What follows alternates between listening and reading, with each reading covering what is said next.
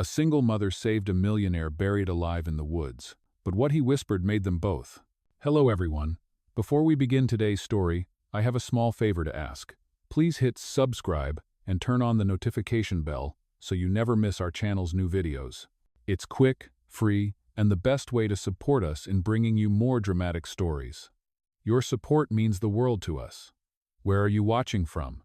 Drop your city or country in the comments below. Thank you very much. Now, let's get back to our main character. The night was darker than ink, the kind of cold that seeps straight through your jacket. Grace Miller tightened her grip on the steering wheel as her old pickup rattled down the forest road. It was almost midnight. She had just finished her double shift at the diner, her feet aching, her uniform still smelling faintly of coffee and burnt toast. Her little boy, Toby, was asleep at her friend's house, waiting for her to pick him up. The road curved sharply, and that's when she heard a muffled sound, almost like a cry. Grace frowned, rolling down her window. The rain tapped against the glass, the woods whispering around her. She slowed the truck, leaning forward. There it was again, a voice, weak, desperate.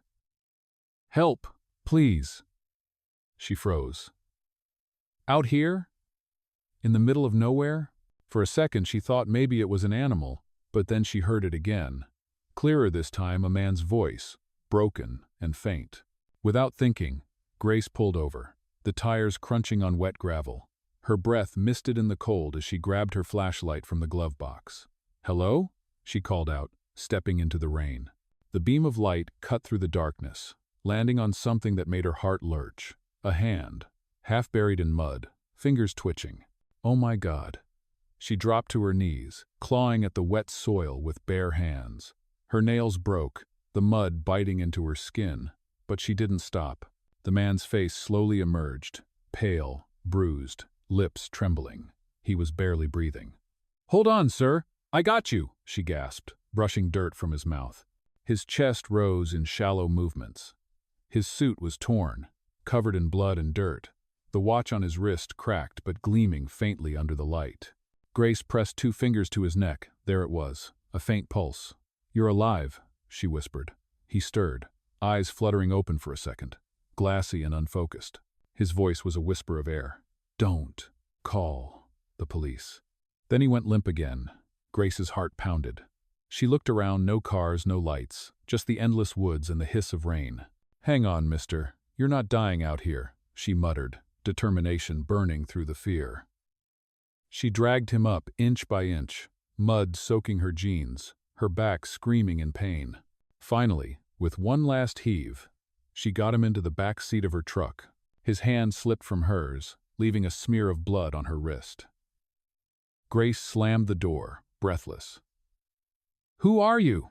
she murmured, glancing at the expensive watch again, the gold engraving catching her eye. E.H. Cole. She didn't know it yet, but that name would change everything. As the wipers fought the storm, Grace floored the gas toward the nearest hospital, unaware that the man she'd just saved wasn't just fighting for his life. He was about to rewrite hers. Grace did not remember the drive. The world outside her truck blurred into rain and headlights, every second marked by the ragged sound of the stranger's breathing behind her. The hospital sign finally glowed through the downpour, and she pulled up to the emergency bay, yelling for help before the engine even stopped. 2 nurses rushed out with a gurney, their shoes splashing through puddles. "Male, maybe late 30s, she shouted. "He was buried in the woods. He is still breathing." They lifted him from the truck with practiced urgency, and Grace stood there in the rain, her hands shaking, her clothes soaked and streaked with mud. "Miss, you need to fill out an incident form," a nurse said gently, but Grace shook her head. "I just found him. I do not even know his name." Her eyes flicked again to the cracked gold watch she had placed carefully on the passenger seat. She held it close, not knowing why she could not leave it behind. Maybe because it was proof that tonight had actually happened. The nurse nodded and disappeared through the automatic doors, leaving Grace alone under the harsh glow of the parking lot light. For a long moment, she just stood there, listening to the hum of the fluorescent lamps and her own heart pounding in her chest. She could go home now, she told herself. Toby was waiting. But as she turned, a paramedic came out and asked, "Ma'am, did he say anything before he lost consciousness?" Grace hesitated. The words replayed in her mind, "Do not call the police." It made no sense, but she simply shook her head. He could barely talk. The paramedic nodded and hurried back inside. Grace drove home in silence, her hands still trembling on the steering wheel. The rain eased into a drizzle, fog rolling across the road. When she finally reached the small two-bedroom house she rented on the edge of town, the clock on the dashboard read 2:47 a.m. The porch light was out again. She slipped inside quietly, her son curled up on the couch where he had fallen asleep waiting for her. She knelt down, brushing the curls from his forehead. "I am home, baby," she whispered. Toby stirred but did not wake. In the dim light, Grace saw herself reflected in the microwave door, mud on her cheeks, streaks of dirt in her hair, eyes wide and haunted. She ran a hand through her hair and sat down heavily at the kitchen table. Her phone buzzed. A news alert flashed across the cracked screen. Ethan H. Cole, tech magnate and CEO of Cole Industries, missing for 3 days after abduction attempt. Grace froze. Her gaze darted to the watch lying on the table. E.H. Cole. Her stomach dropped. "Oh my God," she whispered, the realization crawling up her spine. The man she had dragged out of the ground was one of the most powerful businessmen in the country. The next morning the world woke up to headlines about a miraculous rescue in the woods. Grace watched the television from her diner's break room, her hands wrapped around a chipped coffee mug. Reporters crowded outside the hospital, police cars flashing in the background. "He was found alive, thanks to an anonymous caller," the reporter said, "and is now in stable condition." Grace exhaled shakily, a strange mix of relief and disbelief flooding her chest. Her coworker Carla leaned over her shoulder. "Crazy world, huh? Whoever found that guy just saved a billionaire's life. Can you imagine the reward?" Grace forced a small smile. "Yeah, crazy world." But that night, as she tucked Toby into bed, she could not shake the memory of his whisper, the way his hand had gripped hers in the dark, the fear in his voice. Something was wrong. People like him did not end up buried in the woods by accident. And though she told herself to forget it, to move on with her simple life, part of her knew the story was far from over. Out there, somewhere, that man remembered her face. And one day, he would come looking for it again.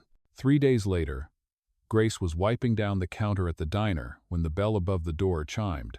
She did not even look up at first. The lunch rush had left her exhausted, and she was focused on scrubbing a stubborn coffee stain. Then the room fell strangely quiet. The usual chatter of regulars stopped. Forks paused mid-air. Grace looked up and froze. Standing in the doorway, dressed in a dark tailored coat, was the man from the woods. Clean-shaven now, though a faint bruise still shadowed his jaw, his presence filled the small diner like gravity itself. His eyes met hers, calm but piercing. "Miss Miller?" he said softly. Her mind blanked. "You, how?" He stepped closer, his voice low, polite, deliberate. "You left before I could thank you. I had to find you." The manager, sensing the tension, cleared his throat. "Sir, do you need a table?" "No," Ethan said, his gaze never leaving Grace. "I need a moment of her time." Grace's heart pounded. The last time she had seen him, he had been half buried and barely breathing. Now he looked every inch the billionaire the news claimed he was: refined, untouchable, intimidating. "I am working," she said quietly, clutching the rag like a shield. "Then I will wait," he replied simply, and took a seat by the window. The other waitresses whispered behind their hands, shooting her wide-eyed looks. Grace kept her head down, pretending to focus on orders, but she could feel his eyes following her every move. When her shift ended, he was still there, a cup of untouched coffee in front of him. Grace approached cautiously. "Why did you come here?" she asked. Ethan stood, sliding a small envelope across the table. "This is not about money," he said, "but I needed you to know what you did, saved my life. The people who took me there are still investigations going on. I cannot give details, but you need to be careful. Someone might think you know something." Grace frowned, confusion twisting into worry. "Me? I do not know anything. I just called for help." Ethan's expression softened. "Exactly. That is why you stand out.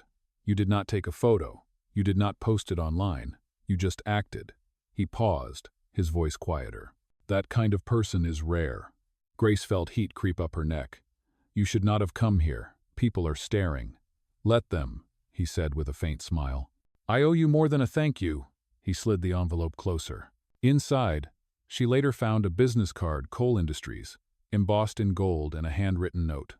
For when you are ready to stop surviving and start living, call me. That night, Grace sat at the kitchen table staring at the card. Toby played with his toy cars nearby, his small voice echoing through the quiet house. Mom, are we okay? She smiled faintly.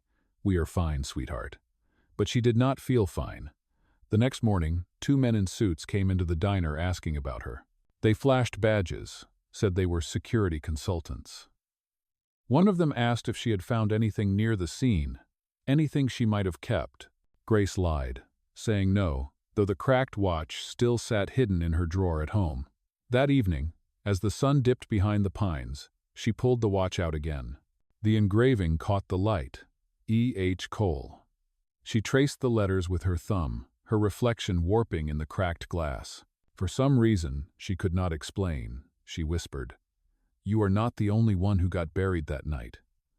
Across town, Ethan stood on the balcony of his penthouse, watching the city flicker awake. He turned the phone in his hand, reading the contact name he had saved, Grace Miller. His assistant's voice came through the speaker behind him. "Sir, the board is asking if you plan to attend tomorrow's press event." Ethan's eyes darkened. "Tell them I will. It is time people knew the truth." Then quietly to himself he added, "Including her." Grace spent the next few days trying to return to normal, but normal no longer existed. Every time a car slowed near her house, her heart jumped. Every shadow felt like it might be watching her. Even Toby noticed. "Mom, are we hiding from someone?" he asked one night, sitting at the table coloring with his crayons. Grace forced a smile. "Of course not, sweetheart. Mommy is just tired." But she was lying to both of them. Something about Ethan's warning kept replaying in her mind. Be careful. Someone might think you know something. On the 4th morning, a white envelope appeared under her door. No return address. Inside was a single photo, her and Toby leaving the diner. On the back, in messy red ink, were the words, "Keep your mouth shut." Grace's blood ran cold. Without thinking, she grabbed her phone and called the number on Ethan's card. It rang twice before a calm, deep voice answered. "Coal Industries, this is Ethan." Grace swallowed hard. "It is me, Grace. Someone was here. They are watching." The tone of his voice changed instantly. "Do not move. I am sending someone." "No, please." But the line clicked. 15 minutes later, black SUVs pulled into her gravel driveway. A man in a dark suit stepped out, flashing an ID. "Miss Miller, Mr. Cole asked us to bring you somewhere safe." Grace hesitated, glancing at Toby, who clutched his stuffed dinosaur. "I am not leaving without my son." The agent nodded. "Of course, both of you." Within the hour, they were driving through the city, the skyline rising like steel and glass mountains ahead. Grace had never seen buildings so tall. When they stopped, it was in front of the sleek, mirrored tower she had seen only in magazines, Coal Industries headquarters. Ethan was waiting in the lobby. The moment she stepped out, his expression softened, the tension in his shoulders melting into relief. "You are safe now," he said quietly. "Come upstairs." The private elevator opened into a penthouse office that looked more like an art gallery than a workspace. Floor-to-ceiling windows, the city glowing below like a sea of stars. Toby's eyes widened. "Is this your house?" Ethan smiled faintly. "Something like that." He crouched to the boy's level. "You must be Toby. I owe your mom a great deal." Toby tilted his head. "Did she save you?" Ethan looked up at Grace. "Yes, she did." For a brief moment, the world outside seemed to disappear. Then his assistant, Mark, entered with a file. "Sir, there is something you should see." Ethan opened it, his face hardening. "Grace, the men who kidnapped me were part of a private security firm I hired years ago. They wanted leverage, money. When I escaped, one of them followed me. They must think you saw or took something that could expose them." Grace's heart pounded. "I did not, I swear." Ethan shook his head. "I believe you, but they do not. Which means you cannot go home." "What do you mean I cannot go home?"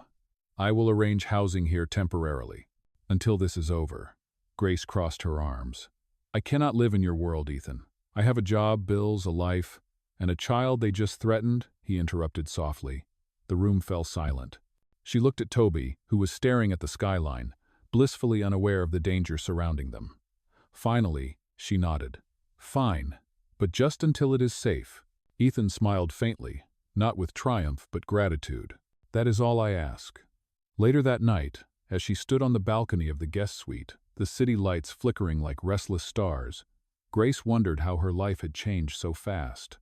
Behind her, she heard a quiet knock. Ethan stood at the doorway, holding a small box. Inside was the watch she had found, its glass repaired, the engraving polished. "You kept it," he said softly. "Why?" Grace met his gaze. "Because it reminded me that you were real." Ethan smiled, a rare warmth in his eyes. "Then maybe that means we both still are." The following morning began with the sound of rain tapping gently against the wide glass windows of the guest suite. Grace woke up disoriented, her mind still tangled between fear and disbelief. For the first time in weeks, Toby was sleeping peacefully, curled under a thick blanket that smelled faintly of fresh linen and expensive detergent. She stepped quietly into the living area, where breakfast had already been delivered, eggs, toast, and a pot of coffee still steaming. She poured herself a cup, staring out over the skyline. It felt unreal. A few days ago, she had been scraping tips at the diner. Now she was standing inside the penthouse of one of the richest men in the country. Ethan's voice came from behind her, calm but low. "You did not sleep much, did you?" She turned, startled. He stood by the doorway in a gray shirt, sleeves rolled up, his expression soft. "You keep checking the locks," he added gently. Grace exhaled a shaky laugh. "Old habit, I guess. I still do not understand why anyone would come after me."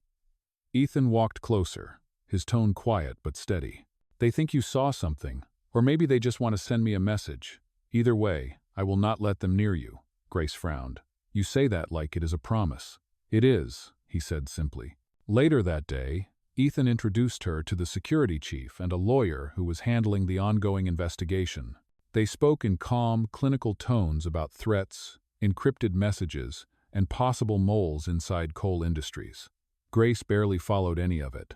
All she could think about was Toby, how small he looked, sitting in the corner, drawing superheroes on Ethan's expensive stationery. When the meeting ended, Ethan walked her to the elevator. "You are handling this better than most people would," he said. Grace gave a tired smile. "I am a single mom. Panic is a luxury I cannot afford." He chuckled softly, then grew serious. "You know, before all of this, I thought power meant control. I built an empire just to feel safe. But the night you found me," his gaze drifted to the window, "I realized how powerless I really was. You did not hesitate. You saved a stranger. Why?" Grace looked down. "Because no one came when I needed saving," she said quietly. "I promised myself I would never walk away from someone who needed help." The silence between them deepened, heavy but not uncomfortable. The elevator doors opened, but neither moved for a moment. Finally, Ethan said, "There is something I want to show you tomorrow. It might explain why I care so much about what happens next." That night, Grace found it impossible to sleep. She watched the rain streak the windows, the city lights smearing into golden rivers. At one point, she heard movement in the hallway, Ethan pacing in his office. She thought about the way he had looked at her earlier, not as a savior, but as someone who reminded him of something he had lost. The next morning, Ethan kept his promise. He took her and Toby to a small estate outside the city, quiet and surrounded by woods. "This was my family's home," he said as they walked through the gate. "My parents died when I was 21. I shut this place up and never came back." The air smelled of pine and wet leaves, the ground still soft from last night's rain. Toby ran ahead, chasing a squirrel, laughing freely for the first time in days. Ethan watched him with a faint smile. "He reminds me of myself before all this," he said. Grace glanced at him. "Before the business, or before the kidnapping?" Ethan's lips twitched. "Before I forgot what mattered." Inside the old cabin, dust danced in the morning light. On the mantel was a photo of a young Ethan with his parents, smiling wide. He reached up, brushing a layer of dust away. "I want to fix this place," he said. "For people like you. People who help without asking for anything in return. A retreat, maybe. A foundation." Grace tilted her head. "You are serious?" Completely. You gave me back my life, Grace. I want to build something that gives others a chance at theirs. For a long moment, she just looked at him, unsure how to respond. Finally, she said softly, "Then maybe you are the one doing the saving now." Ethan smiled, but his eyes lingered on her face, full of something unspoken, something that felt like the beginning of trust. 2 weeks passed, and the old estate began to change. What was once silent and forgotten now buzzed with the sound of hammers, laughter, and life. Workers restored the roof. Painters coated the porch in warm cedar brown. And in the garden, Grace planted flowers with Toby, while Ethan watched from the steps, sleeves rolled up, coffee in hand. It almost looked normal, almost like a family. Grace still could not believe how naturally Ethan had adapted to their rhythm. He joined them for breakfast every morning, helped Toby with his homework, and even learned how to cook pancakes badly. One morning, as Grace teased him about burning another batch, he grinned and said, "If I can survive being buried alive, I can survive your criticism." She laughed, really laughed, for the first time in months, and the sound filled the kitchen like sunlight. Yet underneath the warmth, unease lingered. Every night, security still patrolled the property. There were reports that one of Ethan's kidnappers had escaped custody. Grace noticed the way Ethan's eyes hardened whenever his phone buzzed with an unknown number. He tried to hide it, but she could tell he was afraid not for himself, but for them. That evening, while Toby slept upstairs, Grace found Ethan sitting alone in the study. The only light came from the fireplace, shadows flickering across his face. He was staring at a stack of photos on the desk. She stepped closer. "Are those from the investigation?" He nodded without looking up. "These are the men who planned it. I trusted one of them for years. He worked for me, dined in my home. I gave him everything." His voice cracked slightly. "Do you know what betrayal feels like when it wears a familiar face?" Grace hesitated. "Yes," she said quietly. "Different story. Same pain." He looked up at her then, their eyes meeting across the firelight. "What happened to you?" She hesitated, then spoke. "Toby's father left when I was pregnant. Said he was not ready to be a dad. I begged him to stay. He never came back. So I stopped, depending on anyone but myself." Ethan's expression softened. "Then you are stronger than anyone I know." "Strong does not mean not scared," she replied. He smiled faintly. "Maybe strength is just doing it anyway." The room fell silent except for the crackling fire. Grace noticed a small scar near his collarbone, barely visible beneath his shirt. "Does it still hurt?" she asked. Ethan followed her gaze. "Every time I remember that night, but sometimes pain is a reminder that we are still here." Grace took a step closer, her voice gentle. "And sometimes it is a reminder that we deserve peace." For a moment, neither spoke. The air felt heavy, charged with something unspoken. Then Ethan whispered, "Grace, do you ever think about what might have happened if you had driven past that night?" She met his gaze steadily. "No, because I did not." He nodded slowly, eyes softening. "You saved more than my life that night. You saved the man I used to be." Before she could respond, his phone buzzed sharply, breaking the moment. He glanced at the screen, and his face went pale. "What is it?" Grace asked. "They found him," he said. "The one who escaped. That is good, right?" Ethan's jaw tightened. "Not exactly. He was found near here." The color drained from Grace's face. "Here?" Ethan stood abruptly. "I need you to stay inside. Keep Toby close. I will handle this." "Ethan, wait." But he was already moving toward the door, his voice calm but cold. "I promised I would keep you safe. I intend to keep that promise." Grace stood frozen, listening as his footsteps faded into the storm outside.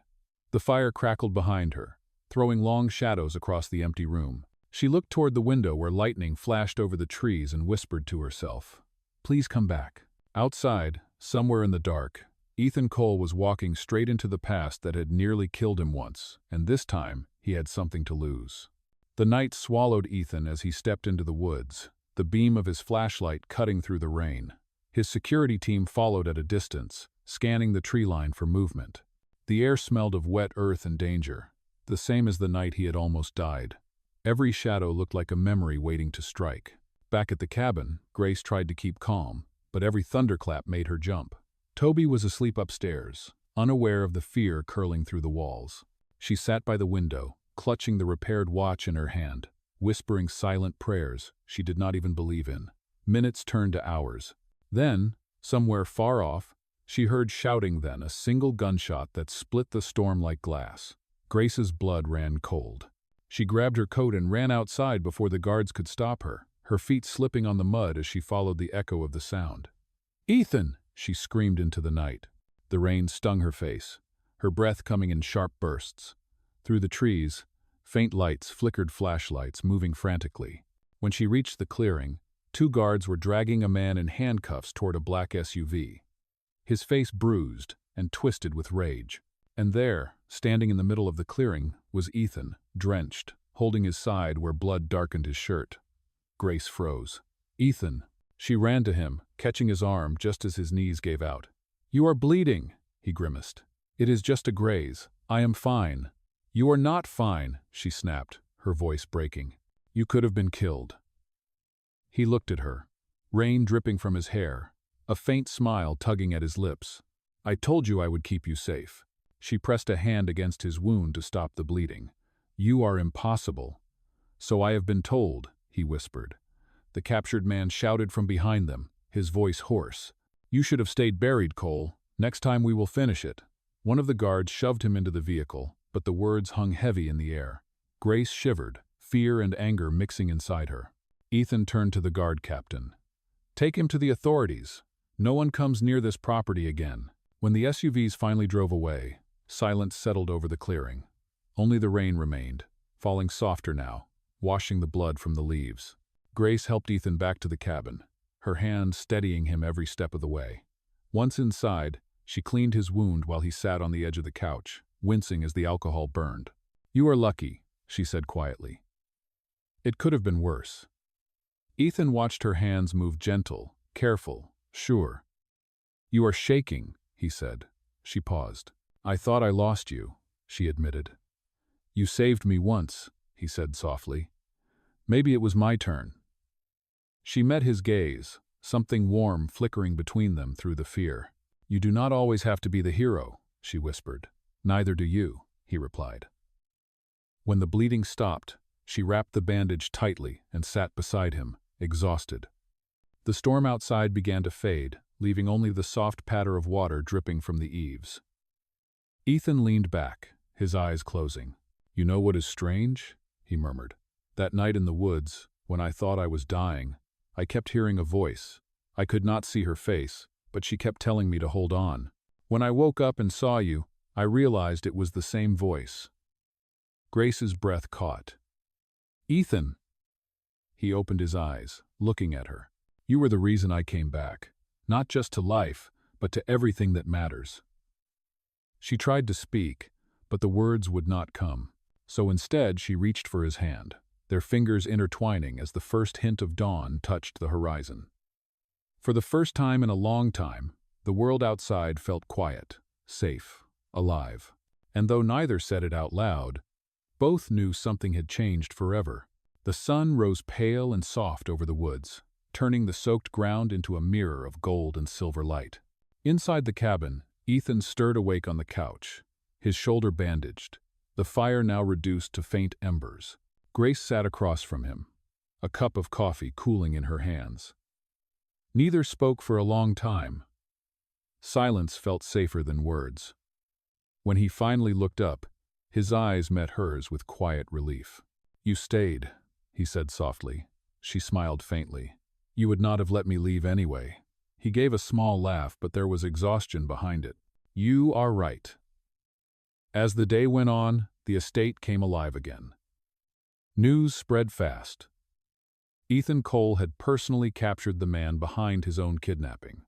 Reporters flooded the gates, headlines blazed across every screen, but Ethan refused interviews. He told his assistant only one thing: "I want them to know the truth when I am ready to speak." Later that afternoon, he stood before a wall of cameras in the grand atrium of Cole Industries, Grace watching nervously from the wings. He looked calm, composed, and somehow more human than he ever had on television. "The past weeks have shown me that survival means nothing without integrity," he began. The woman who saved my life is not here for fame or fortune. She reminded me that real strength lies in kindness, in doing what is right even when no one is watching." His voice wavered slightly on the last words, and his eyes flicked toward Grace for just a moment before he continued. "We are establishing the Grace Miller Foundation, a fund dedicated to emergency aid and recovery for victims of crime and disaster. Every life matters. Every act of compassion counts." The crowd erupted in applause, flashes of cameras lighting up the room, but all Grace could do was stand frozen, her heart pounding. She had not known he planned this. When he finally stepped off the stage, she met him backstage, eyes wide. "You named it after me?" He shrugged with a soft smile. "It felt right. You started it, not me." She shook her head.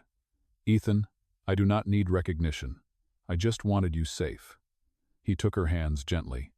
"And because of that, countless others will be." She felt her throat tighten. But before she could answer, Toby ran up, holding a small drawing. "Look, Mom, I made something." He held up a piece of paper showing 3 stick figures holding hands in front of a house and a big sun overhead. Grace's breath caught. "What is this, sweetheart?" Toby grinned. "Us. Me, you, and Mr. Ethan." Ethan crouched beside him, his eyes glistening just slightly.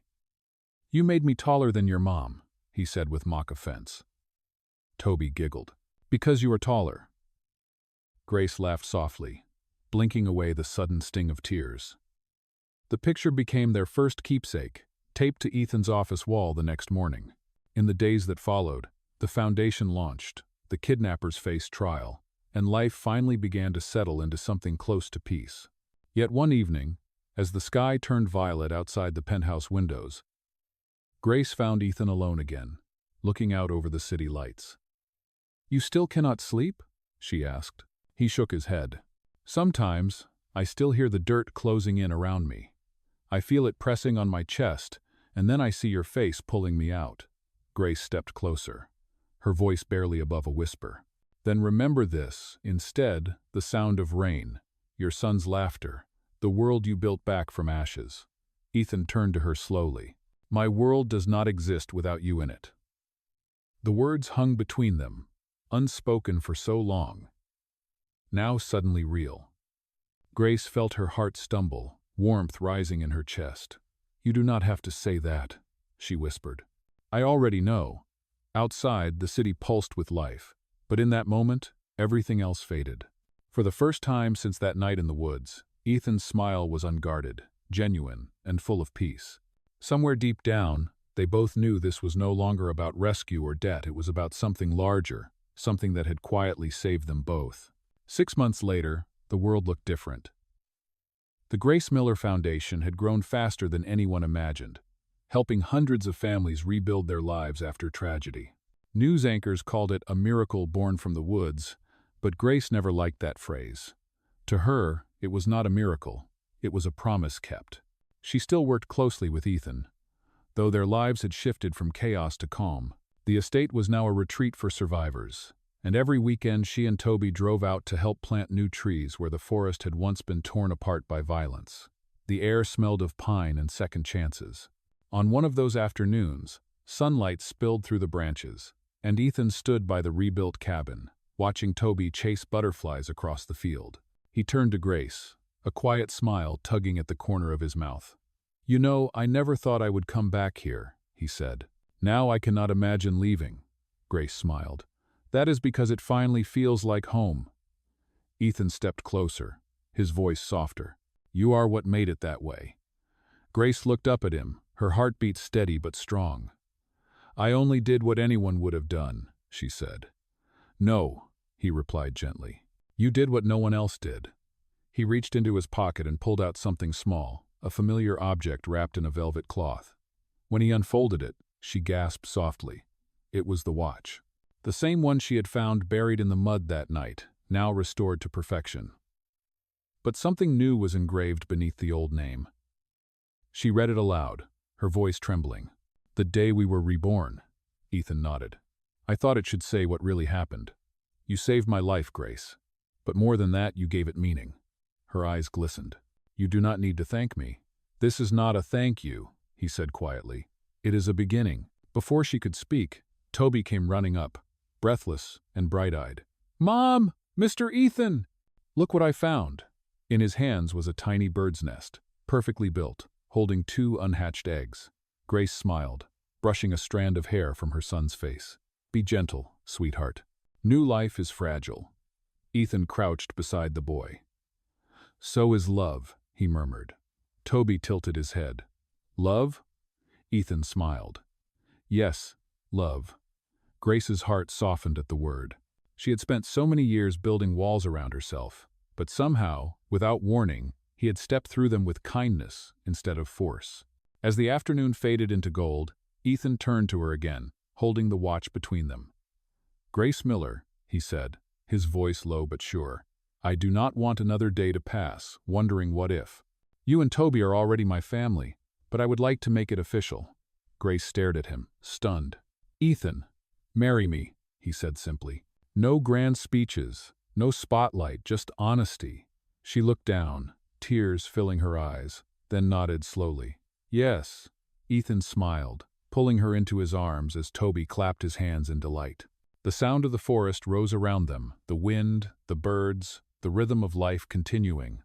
Months later, under the canopy of those same trees, they were married in a small ceremony filled with laughter, sunlight, and the scent of wildflowers. There were no reporters, no crowds, just the people who had witnessed the journey from darkness to light.